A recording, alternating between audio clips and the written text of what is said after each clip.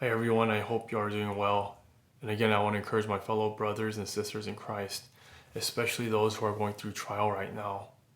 Some of you have been through many trials and you're going through another trial now.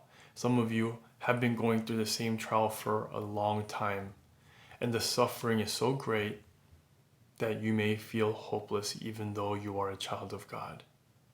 You may be getting worn out, beyond exhausted, and you're maybe being tempted to be bitter towards God, having resentment towards Him, feeling sorry for yourself. That is swimming in the bottom of a dark pit. And I want to encourage you to focus on the truth. Even though you're feeling this way, you don't have to believe these lies. Contrary to how you feel and what you feel like your future is going to be like, Ephesians chapter 2, verse 10 says, "For we are God's masterpiece. He has created us anew in Christ Jesus so we can do the good things He planned for us long ago." Some of you may feel like you cannot be used at this rate. You're so broken and hurt. You might think, I'm the one who needs help. How can I possibly help others? Well, God said here, He created you anew in Christ. You became a new creation. The old you died, and the new you with Christ as your life has risen.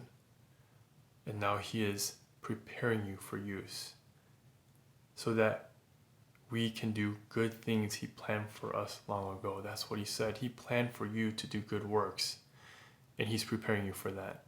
And this trial you're going through, it is one of the very things that will make you into His masterpiece. Do not be angry or upset that you're going through this. Jesus suffered too. You're suffering too, so that you can be conformed into His image, so that you can be prepared for the good works that God had in store for you even before the foundation of the earth. You have to understand He's in control of every detail. All the things that's best for you, He has planned for you long ago. And the trial you're going through, He's not surprised. He knew that you'd go through it. Yes, some of the things that you're experiencing pain over, it might have been because of your decisions. You made mistakes.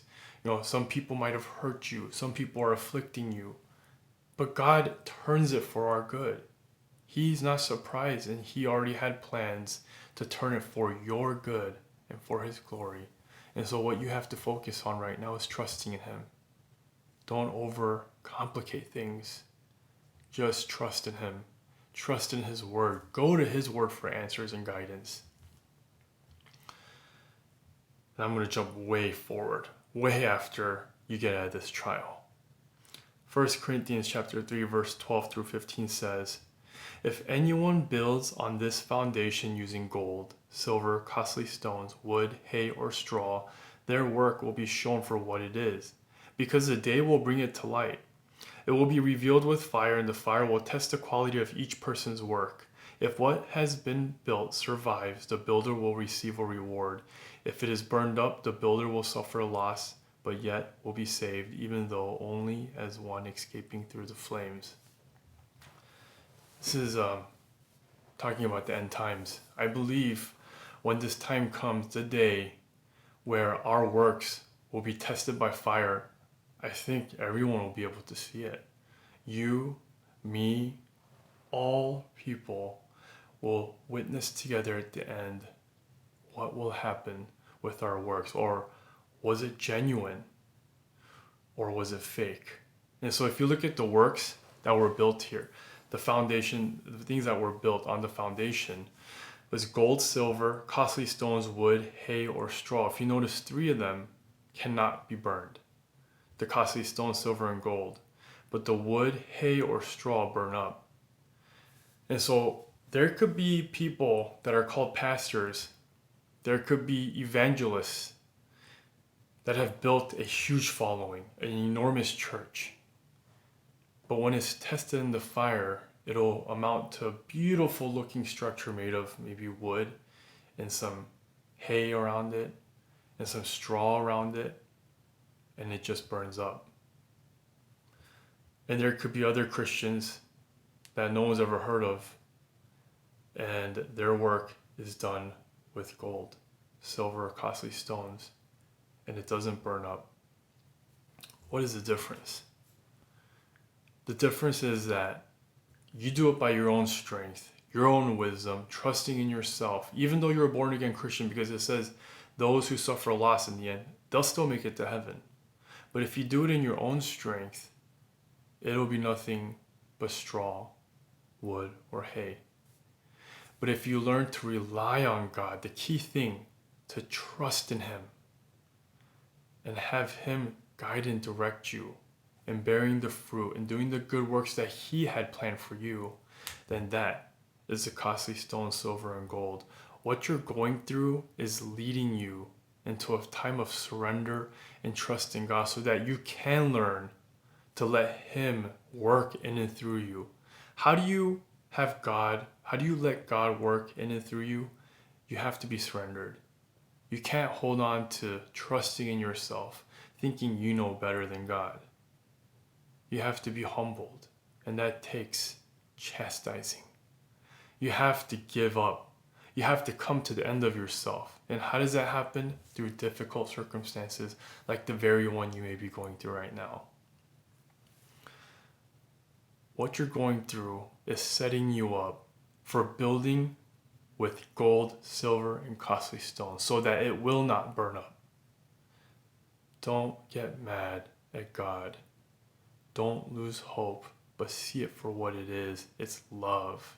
It's God loving you that He is allowing you to go through such trials as what you're going through.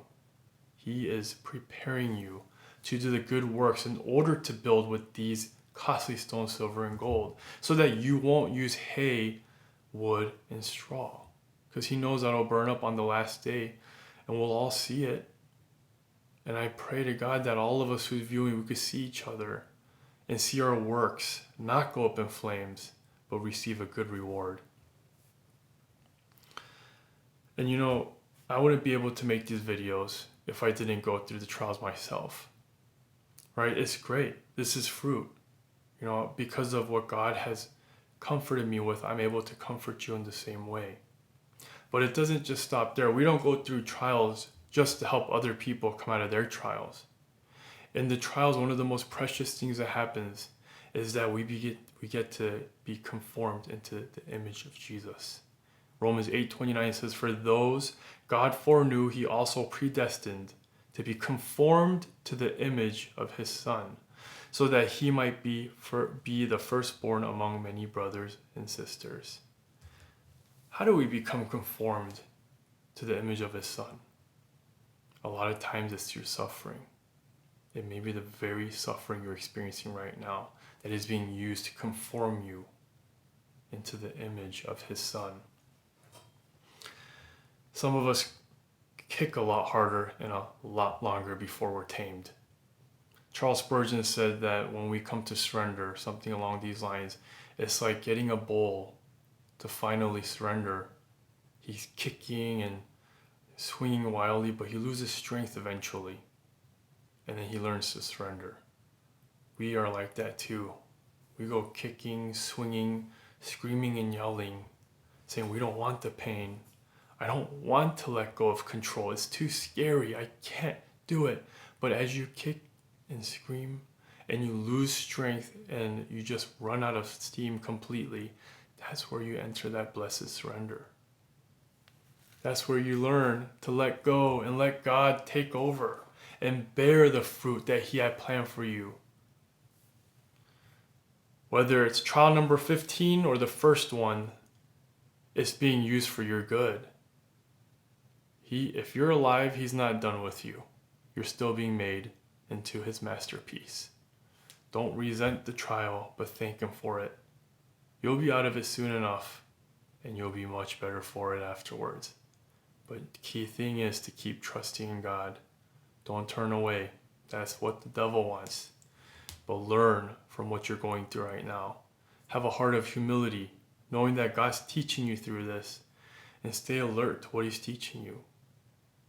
He'll give you much treasure during your time in the darkness. He'll give you humility. He'll give you increased faith. And overall, you'll be more like Jesus. And God will use you to help others. He will use you to comfort others. And what makes a good missionary? What makes a good fifth grade teacher in Sunday school? What makes a good any kind of Christian is someone that's like Jesus. It starts with the heart, and then from there the good works overflow. And how does our heart get transformed? Is often by the trials that God allows us to get into. It's out of love. So don't despair, but just keep trusting. No matter how long it takes, no matter how intense it gets, trust God, trust God, trust God, and stay open to whatever He's teaching you. I love you guys, and God bless.